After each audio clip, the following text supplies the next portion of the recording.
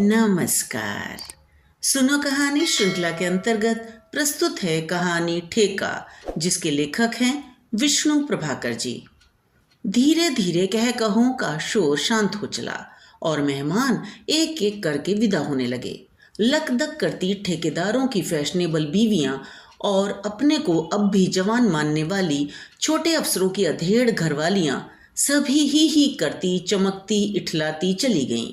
लेकिन रोशन लाल की पत्नी तब तक आई भी नहीं। वह कई बार बीच में से उठकर होटल के बाहर गया। खाते पीते बातें करते उसकी दृष्टि बराबर द्वार की ओर लगी रही, पर संतोष उसे नहीं दिखाई दी। यह बात नहीं कि संतोष को इस पार्टी का पता नहीं था। इसके विपरीत उसने रोशन लाल को कई बार इस पार्टी की याद दिलाई थी। आज सवेरे उससे विशेष रूप से कहा था, राजकिशोर शाम को वेंगर में पार्टी दे रहे हैं, भूलिएगा नहीं। तुम नहीं चलोगी? क्यों नहीं चलूंगी, लेकिन आपके साथ न चल सकूंगी। क्यों? मुझे अपनी एक सहेली से मिलना है, मैं वहीं आ जाऊंगी। पर इतने पर भी वह नहीं आई। वह पार्टियों की शौकीन है, विशेषकर होटल में दी गई पार्टी में वह 100 काम छोड़कर जाती है। रोशन का मन खट्टा होने लगा। उसे क्रोध भी आया, पर ऊपर से वह शांत बना रहा। यही नहीं, उसने कहकाहे लगाए और जैसा कि पार्टियों में होता है, उसने उपस्थित नारियों के बारे में अपनी बेलाग राय भी प्रकट की। राष्ट्रीय और अंतर्राष्ट्रीय समस्याओं पर नुक्ताचीनी की, पर अपनी पत्नी की अनुपस्थिति के बारे में वह किसी का समाधान न कर पाया। एक मित्र ने चुटकी लेते हुए कहा, रोशन और संतोष आदर्श दंपत्ति हैं, एक दूसरे के काम में बिल्कुल दखल नहीं देते। दूसरे बोले, देना भी नहीं चाहिए, पति पत्नी दोनों बराबर के साझीदार हैं। तीसरे ठेकेदार मित्र कुछ गंभीर थे, कहने लगे, यह तो ठीक है, लेकिन स्त्री आखिर स्त्री है, उसे ढील चाहे कितनी ही दो, पर रस्सी अपने ही हाथ में रखनी चाहिए। इस पर एक कहकहा लगा और वही कहकहा रोशन की छाती में शूल की तरह कसक उठा। उस क्षण आवेग के कारण वह कांपने लगा, मुख तमतमा आया और उसने चाहा कि वह भाग जाए, पर यह सब आंतरिक था। प्रकट में वह भी मुक्त भाव से हंसा और बोला, जी नहीं, मैं बदारी नहीं हूं जो बंदरिया को नचाया करूं।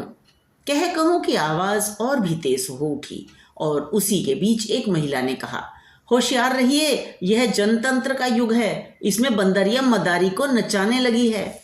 कोई अंतर नहीं, दोनों रस्सी में बंधे हुए हैं और दोनों समझते हैं कि वे एक दूसरे को नचा रहे हैं। एक और साथी अट्ठास बिखेरते हुए बोल उठे, बेशक आप ठीक कहते हैं, इसी का नाम विवाह है और विवाह एक ठेका है। वह सज्जन अपना वाक्य पूरा कर पाते कि दूसरे अपेक्षाकृत युवती महिला तीव्रता से बोल उठी, खाक है, आप लोगों के ऐसे विचार हैं, तभी तो तलाक की जरूरत पड़ी। नारी अब पुरुष की दासी नहीं रह सकती। और वह वहां से उठकर चली गई, जैसे कह कहूं को पाला मार गया हो। उस मेज की महफिल फिर नहीं जमी। दूसरी मेजों पर उसी तरह की खिलखिलाहट उठती रही, पर रोशन का मन नहीं लगा। उसने चाहा कि वह तुरंत उठकर चला जाए, पर शायद संतोष अब भी आ जाए। इसी लालच में वह अंत तक रुका रहा। और जब उसने राजकिशोर और उसकी पत्नी श्यामा से विदा ली, तो राजकिशोर ने पूछ लिया, आखिर संतोष रही कहाँ? रोशन बोला, समझ में नहीं आता, आने का पक्का वायदा करके गई थी शायद। श्यामा हंस पड़ी, शायद आपको मालूम नहीं, मैंने आज उन्हें साहब के साथ देखा था। मिस्टर वर्मा के साथ? जी हाँ। रोशन के मुख की लालिमा सहसा पीली पड़ गई। राजकिशोर ने मुंह छिपाकर श्यामा की ओर देखा, मुस्कुराया, मानो कहता हो, ओह तो ये बात है। फिर रोशन ने कहा, कुछ भी हो, उसे आना चाहिए था, मैं बहुत नाराज हूं, उससे कह देना, समझे? रोशन ने किसी तरह हंसते हुए कहा, कह दूंगा जनाब। और वह एक झटके के साथ अपने को तुड़ाकर वहां से नीचे उतर गया। उसी के साथ राजकिशोर और श्यामा की शरारत भरी हंसी भी उतरी।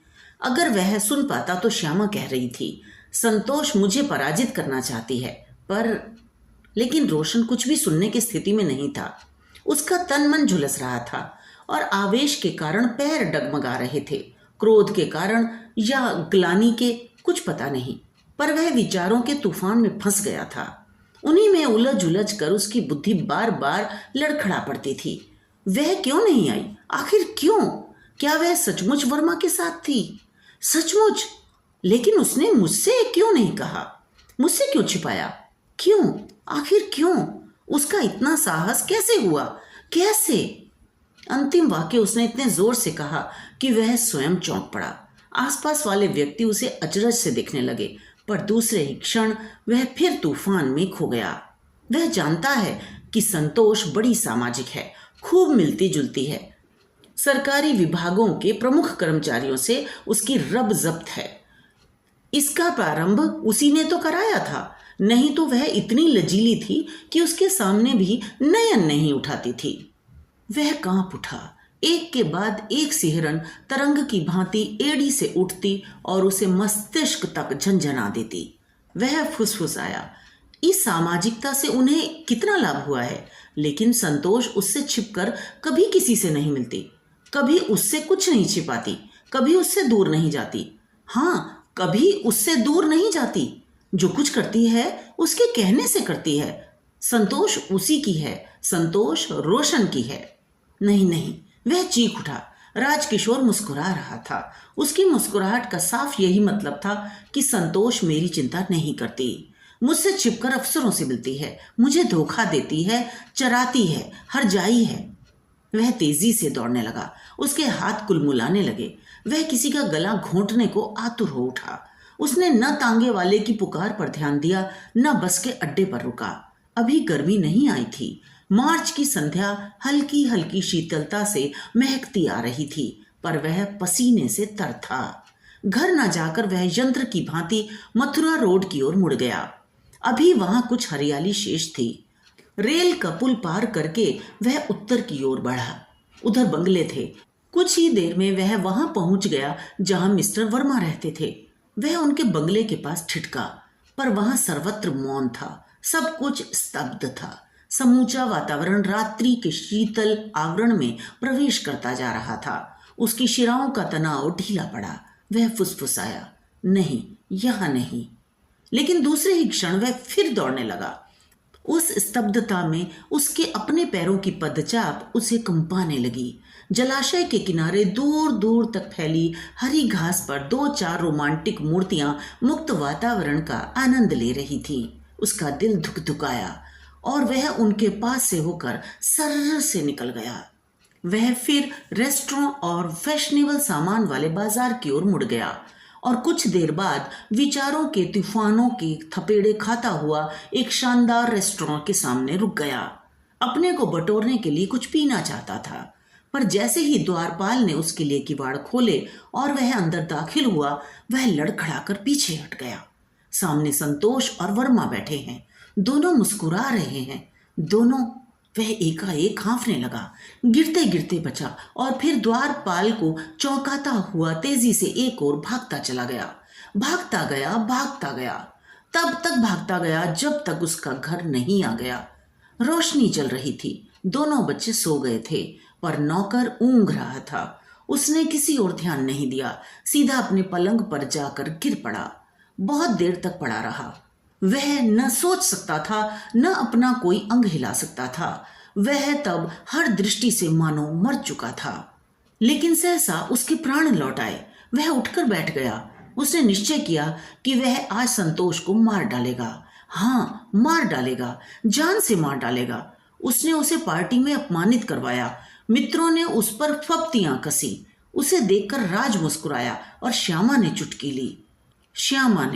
श्यामा, जो वह संतोष को मार डालेगा, जरूर मार डालेगा।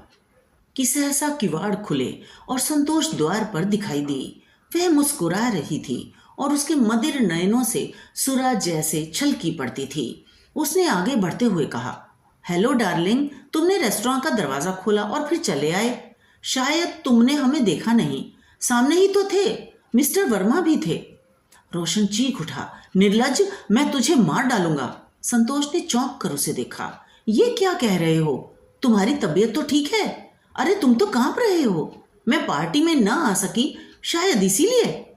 रोशन उठकर खड़ा हो चुका था और संतोष की ओर बढ़ रहा था। उसकी आंखें जल रही थीं। उसके मुख पर हिंसा उभर आई थी। उसके हाथ अकड़ रहे थे, पर संतोष ने उस ओर ध्यान ही नहीं दिया। बोलती रही, मैंने पार्टी में आने का बहुत प्रयत्न किया, मैं वहां आना भी चाहती थी, मैं श्यामा को नीचा दिखाना चाहती थी। रोशन और बढ़ा, उसका मुंह और विकृत हुआ, होठ ऐंठे, लेकिन संतोष ने फिर भी कुछ ध्यान नहीं दिया। बोलते बोलते वह रोशन के पास आई और उसके कंधे पर हाथ रख दिया, फिर नयन उठाकर उसकी आंखों में झांका। रोशन का शरीर एकाएक झंझनाया, पर उसने कड़क कर पूछा, तुम कहाँ थी? मैं पूछता हूं, तुम कहाँ थी? संतोष निसंकोच बोली, तुम्हें क्रोध आ रहा है, आना ही चाहिए, पर मैं क्या करूं? श्यामा ने वर्मा को तभी छोड़ा जब पार्टी का समय हो गया। वह उसे वहां ले जाना चाहती थी। वह ठेका लगभग प्राप्त कर चुकी थी। रोशन फिर कांपा, पर अब उसका कारण दूसरा था। उसने तेजी से गर्दन को झटका दिया और संतोष को देखा। बोला, क्या कहती हो? यही कि मैं वर्मा के साथ ना रहती तो वह ठेका राजकिशोर को मिल जाता। राजकिशोर को मिल जाता? मैंने सुना है वह उसे मिल चुका है, उसकी बड़ी पहुंच है। श्यामा, संतोष व्यंग्य से चीख उठी, तुमने गलत सुना है, श्यामा कुछ नहीं कर सकती। ठेका राजकिशोर को नहीं मिला तो किसको मिला? संतोष के हाथ में एक लिफाफा था, उसी को उसने रोशन की ओर तेजी से फेंका। ये देखो। संतोष स्तब्ध रोशन चीख उठा, वह सब कुछ भूल गया। उसका सब संघर्ष निमिष मात्र में धूल पुंज गया। उसने लपक कर लिफाफा खोला। संतोष शरारत से हंसी, बोली, सरकारी पत्र कल तुम्हारे पास आ जाएगा और परसों हम वेंगर में एक शानदार पार्टी देंगे, एक बहुत शानदार पार्टी। रोशन तब तक उस पत्र को पढ़ चुका था। उसने कांपते हुए चीखते हुए संतोष को बाहों में भर लिया और बार बार कहने लगा, संतोष, तुम कितनी अच्छी हो, कितनी बड़ी हो। ओह, मैं तुम्हारे लिए क्या करूं, क्या करूं? संतोष बोली, कुछ नहीं डार्लिंग, मैं पिक्चर जा रही हूं, मेरा इंतजार न करना, सो जाना।